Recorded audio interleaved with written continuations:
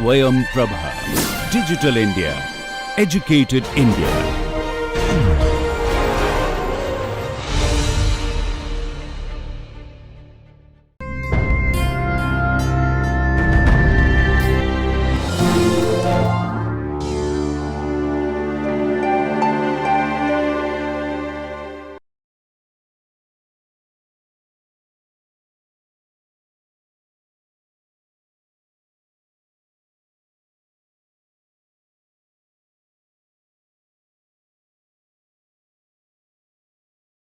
So, we shall move on to the next module of the course on dynamics. I will start with particle dynamics. It is mostly like a review, because you know quite a bit of particle dynamics. And in this course I have always tried to give an importance to modeling to the extent possible. I have a situation like this: a car is traveling in a road. I have another situation.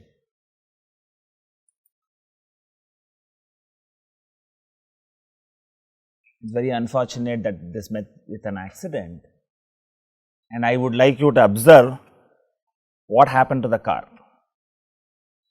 Okay. Now, the question is, I have two situations. How do I model it for the purpose of analysis? The situation 1.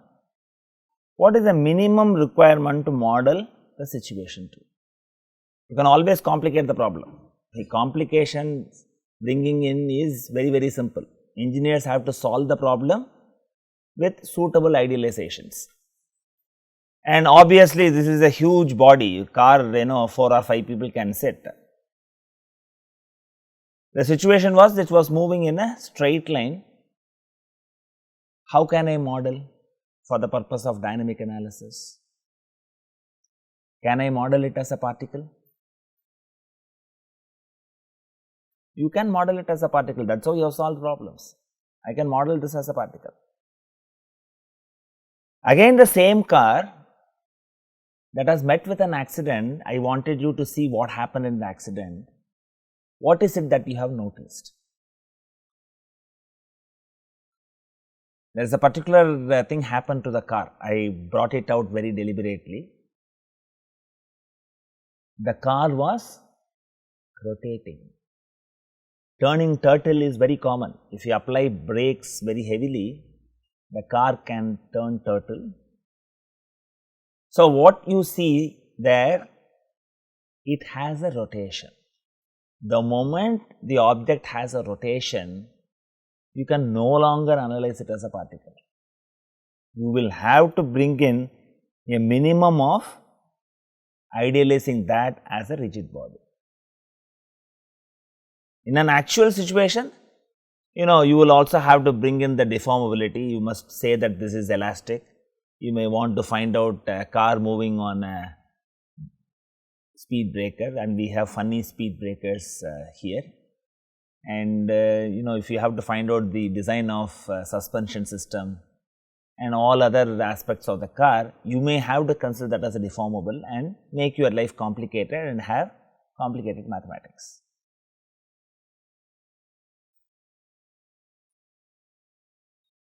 And one of the simplest thing that you come across in particle dynamics is projectile motion. A particle that moves in a vertical plane with some initial velocity, but its acceleration is always the free fall acceleration g, is a projectile. You have learnt it thoroughly, solved thousands of problems in your earlier exposure. Nevertheless, we will have a quick overview of it. And in the case of statics, I have said that when I apply a load, try to visualize how the load could be applied. That brings in certain amount of engineering visualization. In dynamics, you must visualize, when I say it has some initial velocity, how the initial velocity has come about. Think about it. That will make you what is the real problem situation, or when you have a real problem situation, you can use that information to model it appropriately. It will help you to understand the problem better.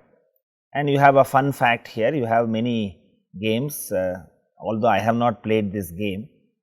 My student was so enthusiastic, he had put this in this, and probably the game developers would have used projectile motion to simulate all this movement of the bird, because the bird here does not have its own energy, you are only making it to move, and you have to recognize that this is a free motion. Let us understand this little more, and before we get into it, let us see the commonly used equations. Please write this down, even though you know these equations. There are many symbolisms that is used.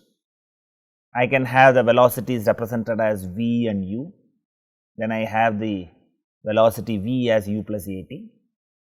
I can also represent it as v and v naught, and I can also bring in the initial distance, initial velocity and so on. So, I have a relation relating v to u plus at, v squared equal to u squared plus 2as, and the distance travelled is s equal to ut plus half at squared. And in all these cases, you should note that the acceleration is constant. You have a variety of problems in engineering where you have acceleration is constant, fine. So, a large class of problems can be handled, and you can also have other symbolism like ux, uy, vx, vy, so many symbolisms people have adopted, and you should remember that these equations are valid only if the acceleration is constant.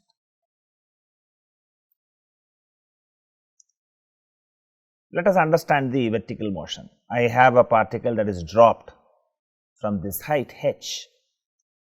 Now, I do it differently in the blue diagram. I will drop two balls, one ball horizontally, one ball vertically. That means, I give an horizontal velocity. Now, you have to visualize from where this horizontal velocity can come. We will also solve one problem where I will tell you how this could be visualized, fine. What do you think it will happen when I drop the ball vertically down? When I put it like this, what happens? You look at the animation. What is the striking observation? Both of them reach the ground at the same time. You can easily explain it from your projectile motion, fine. But for a commoner, it may be very difficult for them to visualize. They will only say, if I drop the ball straight, it will reach faster. If I throw the ball horizontally, it will take more time to reach. That is how your normal thinking will happen. The so-called intuition cannot help. And if I look at the analysis, you should recognize the horizontal motion and vertical motion are independent of each other. Though the horizontal motion of this ball is different, the vertical motion is identical to the red ball or the blue ball that is dropped straight. You exploit the equation that you have. In both the cases, uy is 0, and then I have yt equal to 0 into t plus half gt squared. So, I have this as half gt squared and get t equal to root of 2 h by g.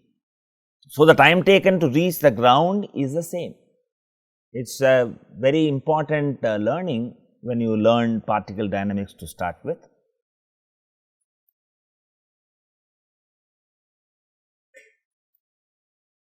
And let us move on to projectile motion.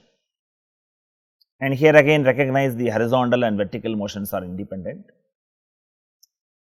I use different symbols for different problems, so that you get accustomed to different symbolisms. People have used different symbols. So, I have a ball which is thrown at a velocity u, oriented at an angle theta, and this goes in a parabola. Even before you know the problem, you understand that all these quantities.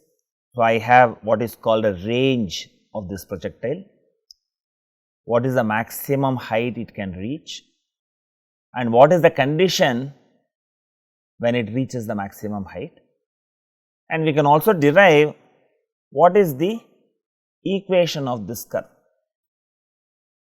It is all very simple. We are only recapitulating what you have learnt already. So, let me write for horizontal motion separately and vertical motion separately. There is no acceleration in the horizontal motion. I have acceleration in the vertical motion, that is minus g. I have given the reference axis this way, and I can find out the x component of velocity as u cos theta and y component of velocity is u sin theta minus gt, and x is given as u cos theta into t and y is given as u sin theta into t minus half gt square. All of this you have to treat these motions independently, and then you can also go about and getting the expression for the range, for the height, for the time taken, etc. So, if I substitute t equal to x by u cos theta, I am in a position to get an expression of this curve. When I simplify this, I get the expression for y as x tan theta minus gx squared divided by 2 u squared cos squared theta, and this is nothing but a second degree curve. So, I have y equal to ax plus bx squared. This is nothing but an equation of parabola. That is the reason why you put the projectile motion as a parabola. And what are the other understanding that we have? Let us say capital T is the time taken to reach the ground. That means, from here to this it takes time t, and mind you, in all this analysis we have not considered the effect of air around it. There is no friction acting on the projectile, fine, and it will reach the peak point at t by 2. So, I have the expression relating uy to u sin theta minus gt. From this I can easily get an expression for what is the time taken, t equal to 2 u sin theta g. Then I can also find out from the expression for x, u cos theta into t, I get the range as u squared sin 2 theta divided by g. Now, I have to find out what is the height h. Okay. So, if you consider the x motion and y motion independently, you can derive all these quantities comfortably. There is no great difficulty in doing that. To summarize, I have uy 0 is u sin theta, uy t by 2 equal to 0, ay is minus g, and I have this expression.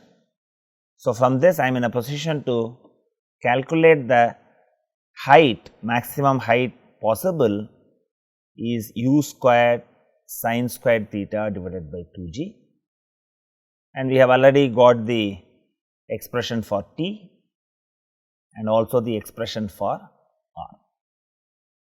What is the range, what is the time taken, what is the maximum height reached.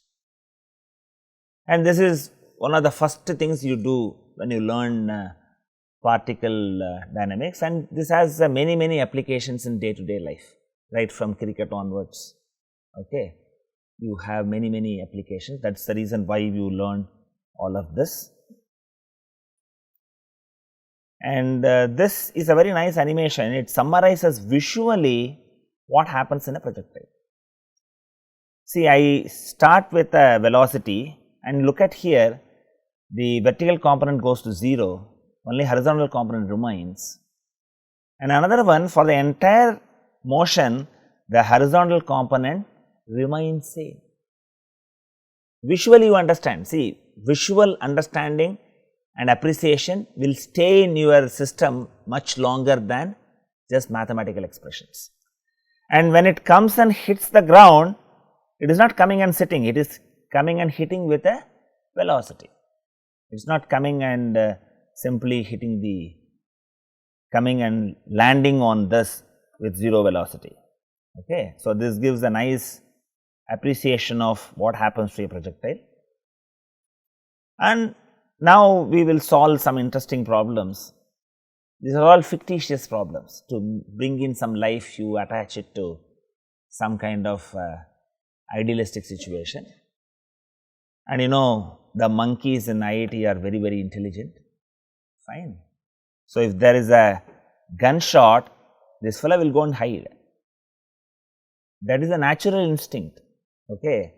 When there is some danger, you would like to find out the least possible distance where you can go and hide. But in the problem, it stays, startled by the sound, the monkey drops at the same time the bullet leaves the barrel of the gun. So, it is fictitious, fine. That means, it has a free fall. The question is, if the monkey has a free fall, will the bullet hit the monkey? That is what we have to investigate, fine. So, the question is, if it falls, will the bullet come and hit the monkey? It is a very interesting problem, and you can analyze it comfortably. First thing what you learn is, when you aim the monkey and put your gunshot, it is not going to go travel straight. Now, this people who are not trained in mechanics will not be able to visualize. They will only think that it will go straight. Because of acceleration to gravity, it has a projectile motion, fine. Now, we have a fictitious situation. The moment it heard its sound, it starts falling down freely. So, this blue or this green falls down straight, and this red ball follows the projectile motion. So, let us look at what happens to the monkey. I have a coordinate system like this for the monkey, and I write the motion s equal to v t plus half g t square, and it starts from rest. So, v is 0. So, I get s equal to half g t square, and I can also write this s with respect to the ground, that is the height y, which is nothing but h minus s. So, I have an expression at any point in time t, the height of the monkey from the ground is h minus half g t square. Now, what we will have to see is, what is the height of the gunshot which follows a projectile motion from the ground. If these two heights match, then there will be a hit on the monkey. It is a fictitious problem, but very interesting to learn concepts related to projectile motion. So, for the bullet, I can write the motion as u sin theta into t minus half g t square, mainly because it gets released from the gun with an initial velocity, whereas the monkey drops down with 0 initial velocity. And what are the other things that I know? X equal to u cos theta into t. Okay. And from the geometry, I can get tan theta equal to h by x equal to h by u cos theta into t. So, when I go and replace this here, I get this as I get from this simplification, I can get h equal to u sin theta into t. I will replace this here. I find the height of the bullet from the ground is h minus half g t square. At any point in time, no matter what is the distance between the gun and the monkey, whichever distance, from the strength of our mathematics, provided there is a free fall, provided that monkey has a good hearing, okay, and there is no friction, there could be a possible hit. That is what your mathematics says. So, it is a very interesting but fictitious problem. And now you have another interesting problem which relates your circular motion and projectile motion. This you might have played in your school days. A boy whirls a stone in a horizontal circle of radius 1.5 meter and at a height of 2 meters above the ground. The string breaks and the stone flies off horizontally and strikes the ground after travelling a horizontal distance of 10 meters. Somebody has done the measurement and given it to you.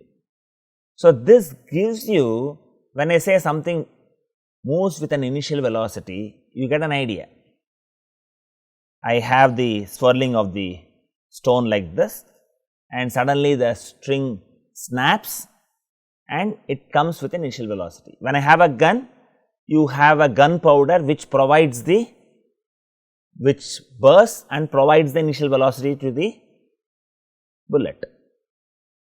And here the initial velocity comes from circular motion. You know, in many of the problems that we have solved, I have consciously taken effort to bring in the physical reality to the extent possible to aid your visualization. Fine. How do I go and solve the problem? I have a circular motion initially and I have a projectile motion to follow. And you know, if you look at a problem in dynamics, there are many ways of solving it. There is no one unique method to solve the problem.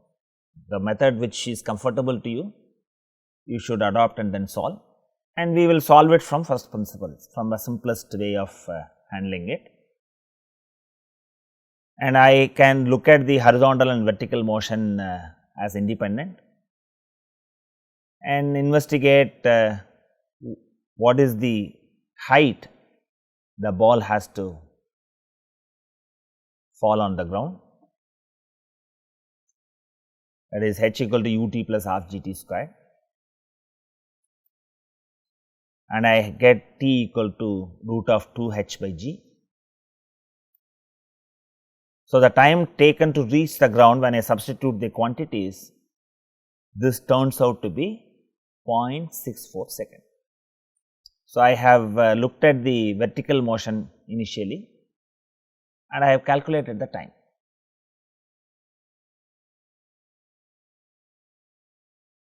And let me look at the horizontal motion next.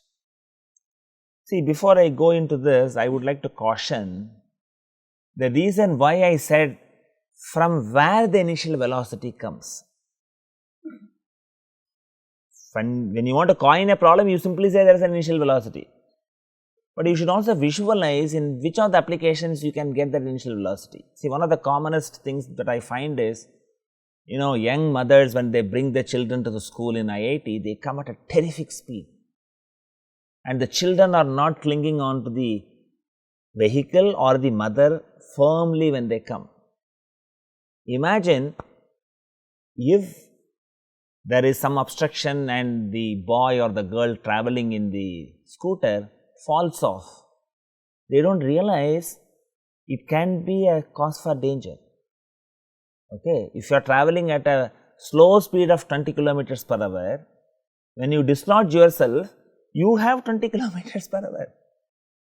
When you are firmly fixed to the body, nothing happens to you. That is the reason why they want you to wear seat belt in a car, or when you are sitting in a scooter, you should put the child properly. See, elders will know how to manage, but children will not know how to cling on to it. And if you really observe the scooters, children are not kept in a safe position. And if you go abroad, there are regulations on what should be the child seat, how they should be secured. They will be never allowed to sit in the front seat of a car. A car is much safer than a two-wheeler. Fine. So, as educated students, when you have the role of parenting, please apply your mechanics understanding and handle them safely. It is very unsafe. What you see on the common ground is very unsafe, and you should also realize there are thumb rules which says if you are traveling at 20 kilometers and have a fall, it is equivalent to falling from 2-story building. You realize when you go to a 2-story building, you will not jump out of it, you know that it is dangerous. On the other hand, you think 20 kilometers is not a very great speed, and 40 kilometers is like falling from 4th floor. So, do not make your life very uncomfortable. You learn mechanics, bring in that understanding in your day to day dealings. Fine, it is not for just learning and getting the grades, it should percolate into your lifestyle where it is needed. So, consider the horizontal motion. I get Vt equal to 10 and V is 10 by T, I get 15.63 meters per second. And now I have this as a circular motion. I can easily find out what is the centripetal acceleration. A equal to V squared by R. I get this as 163 meters per second square. So, it is very simple, but it is also very interesting. So, always visualize when I say there is an initial velocity, what is the source of that initial velocity? That will make you a better engineer, because you start visualizing and then relate it to physical situations. Fine.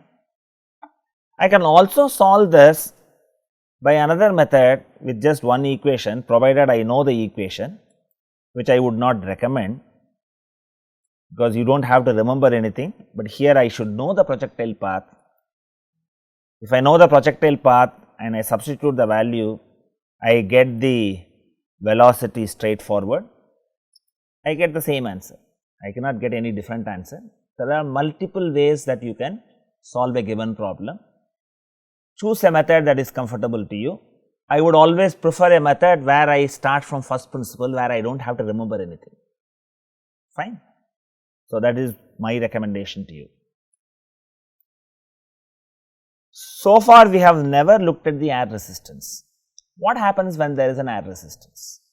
I am not going to solve it mathematically, but I would give you an idea what would happen to the range. Obviously, the range will get shortened, and that needs to be accommodated when you are designing a missile. You want to hit your enemy, you should calculate all of this. And intercontinental ballistic missiles, you need to even bring in relativity theory and then calculate. If they travel for 500 kilometers, one thing; if they travel for 20,000 kilometers, the story is different. Okay, you can't apply the same mechanics for short distance and long distances. So, there is all the more important for you to learn mechanics. And let us look at another situation. What happens? We have seen when I drop a ball, because of acceleration due to gravity, it acquires speed. Now, I do not drop the ball at short distance, I go to a very tall building and drop the ball. What happens? So, you have the concept of terminal velocity. You should thank God. God has created all of this. It is not that anything you drop will acquire infinite velocity. Okay, the velocity cannot reach beyond a particular point. When an object starts falling, it starts with a 0 velocity. It gains velocity as it falls due to gravitation, but you should also look at air resistance. See, in engineering, we bring in features when they are significant. When you have learned that projectile motion, there was air around you, you have not done that experiment in a vacuum. When it is not significant, you do not bring it into your modeling. When it is significant, you bring it into your modeling and then understand what happens. Drag resistance develops and you have a drag force Fd, and that is given as 1/2 of rho v squared A into Cd. where CD is the drag coefficient depending on which fluid you are moving in, and A is the projected area, V is the velocity, and this keeps increasing. So, it reaches a situation that it balances the weight of the object.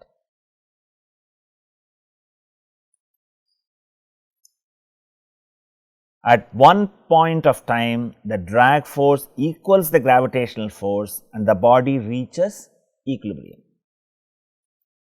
That is what you see here, Fd equal to mg, and I get this final expression. And I can also find out what is the limiting velocity. It will move at a constant velocity downwards, and this is equal to square root of 2 mg divided by rho a into CD. So, this is the velocity of body at this point, and you have called this as terminal velocity. People also have calculated for different situation what is the terminal velocity possible, and if you take a short put, it can have a terminal velocity of 145 meters per second. It takes 2500 meters for it to achieve this, 95% of the velocity for it to reach. And for a skydiver, he will have a highest velocity of 60 meters per second. You need to be trained to be a skydiver. Everybody cannot do a skydiving, because now you have all these sports have come. In abroad, you have skydiving also possible. People go for skydiving and come back, and if your health is not all right, do not try out all of this. There is a difference between a skydiving and a parachutist. Parachutist has a velocity of only 5 meters per second, whereas a skydiver, he will have a terminal velocity of 60 meters per second, and your body should be strong enough to withstand it. It is constitutional. Strong does not mean age. You can have our honorable past president Dr. Abdul Kalam travelling in the jet airplane and come back safely at the age of close to 75 or 76. Even a young boy can have a problem. Okay? So, do not try out skydiving without knowing this. And another interesting thing is the raindrop. See, all of this are falling at some known height. Raindrop from the clouds it comes.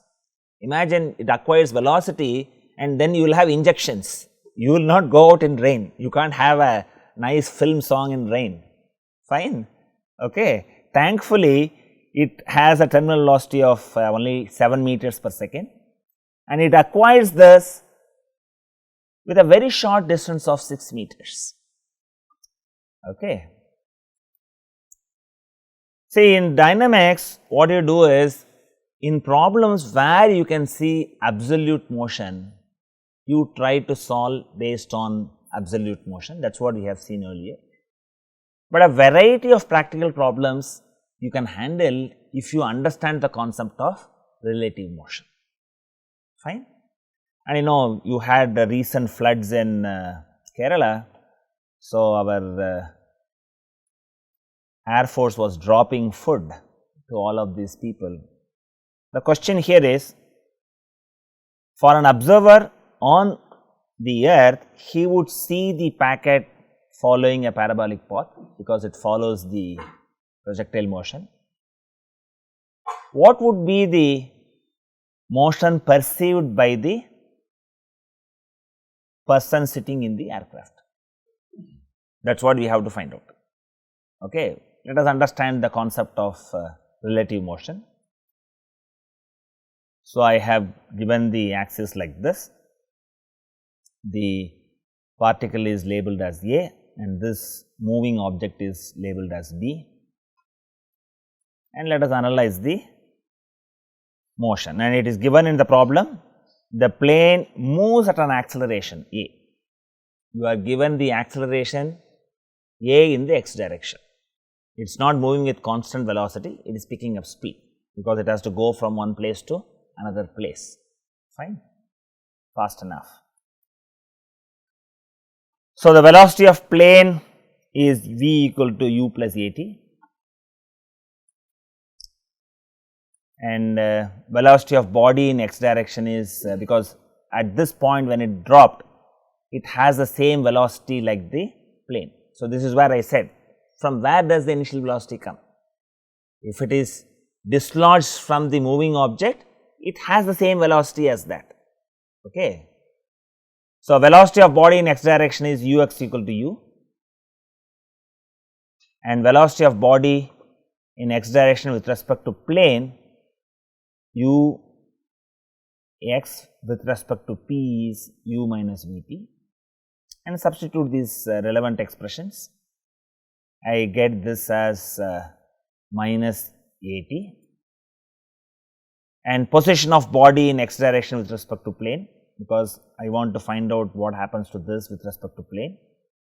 The x position is given as minus half a t square, and I can also find out velocity of body in y direction u y equal to g t, and velocity of body with respect to vertical plane is same, there is no change because it is moving in the same height. Position of body in y direction with respect to plane is y half g t squared.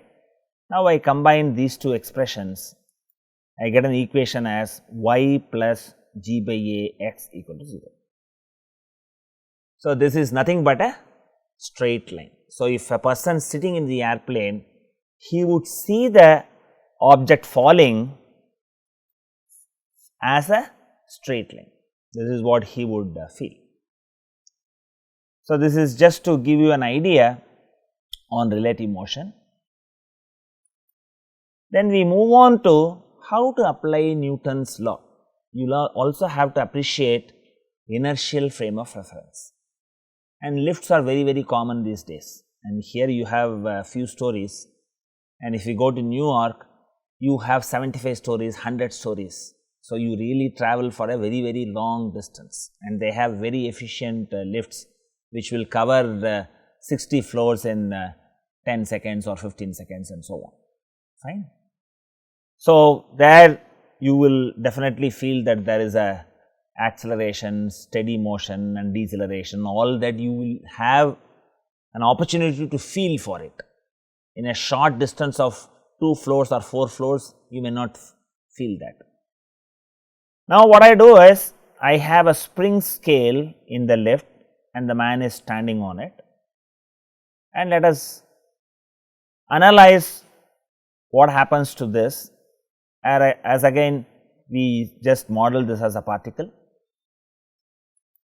and I have this weight acting downwards, and I have the reaction from the floor. The floor is here the spring scale. The idea is we can also note down what is the reading of the spring scale. Is the diagram complete? This is where you have to make a difference between statics and problems dealing with dynamics. The particle is having an acceleration a, you have to indicate that very clearly, only then the diagram is complete, fine. And I am going to write the Newton's law standing on ground. I am not going to stand inside the lift and then write it. Here I can say F equal to ma, fine. I can write the motion is in the y direction. So, I can put Fi equal to m a y, and from this I get r minus m g equal to m a. And what is the surprising answer you are getting? I get r equal to m g plus a. What would the spring scale show as the reading on it? It will only show the reaction, fine. So, you will find the weight of the man is more than what he is actually is, because the spring scale shows only the force that it exerts on the man. So, the apparent weight shown by the scale is higher. So, do not get annoyed when you are on weight reduction, because that is a common thing that is happening. Governments are putting levies on people who are overweight, and you are on a regime of dieting, and then you find that you are overweight in a fun. Okay, don't be annoyed. You can also be underweight when you are traveling in a lift. Okay. So, now you comment and think about it, what will the spring scale show when the lift is coming down and decelerating? Okay. Let us move on to another situation. It has come to this level, then it is moving at a constant velocity. Imagine that I am going for 100 floors in Rockefeller Tower. Okay. And let us draw the free body diagram. I take this as a particle, I have a reaction R, I have mg. Now, I recognize that this is moving at a constant velocity. There is no acceleration. We have learned from Galileo's principle of relativity, moving at a constant velocity or stationary, one and the same. So, in this case, I will have Fi equal to ma by, and I have R minus mg equal to 0, and I get the reaction equal to the actual weight. Now, let me think of a third situation. It is coming down accelerating. Let us see what happens. I put the free body diagram.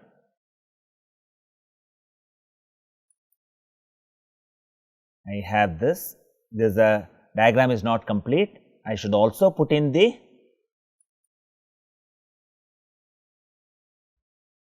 acceleration. Until then, this diagram is not complete. Okay. We are dealing problems in dynamics. Then simply apply these expressions, Fi equal to ma by, R minus mg equal to minus ma, because the acceleration is the opposite direction of the coordinate axis. So, I get this as R equal to mg minus a. So, if I are on a weight reduction regimen, do not be happy that your weight is low when you are coming down in the lift. You have to look at the actual weight and then decide about it. Apparent weight shown by the scale is lower. And now, comment what will the spring scale show when the lift is going up and decelerating. Let me move on to another unfortunate situation, that the lift is snapped. So, it is falling at what acceleration? Okay. And you know, now all these space agencies, they want to generate more resources. They want to send people and feel zero gravity. So, millionaires can fund some of their space programs. Earlier only astronauts were doing it. You get something similar to this in this when I put the equation Fi equal to ma by, and when I put the free fall acceleration, I get an answer, the reaction is 0. Okay. So, you feel weightless, apparent weight shown by the scale is 0. Now, let us go back and analyze from a different perspective. Now, I have an observer inside the lift noting down what happens in the spring scale. It is going up and accelerating, fine. We have already seen this diagram earlier, the same diagram, and I will also have to put the acceleration, and F equal to ma by I can apply only from inertial frame of reference. When I am standing on the ground, it is an inertial frame of reference, it is not having an acceleration. I can write this expression R minus mg equal to ma, and the spring scale shows only the force that it exerts on the man. However, For an observer standing outside, for an observer standing inside the lift, the expression for net force is again mathematically R minus mg. We are not qualifying what is the value of R, what is the value of this one. Okay. But this is same for the observer inside the lift also. Can the person inside the lift use this and write the Newton's law? Because this is when people make a mistake. See, you will have to understand when to apply Newton's law. You can apply only in an inertial frame of reference. For an observer going in a lift with an acceleration, does he perceive any acceleration? He will perceive no acceleration. He cannot write the Newton's law there. One will get only absurd answers as the lift is accelerating and not an inertial frame of reference. It is very, very important for you to note. Okay. So, for an observer in the lift, acceleration is 0. So, apply the Newton's law very carefully. See, this is what we are going to learn.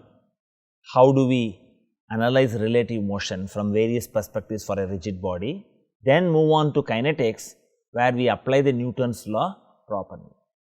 Fine.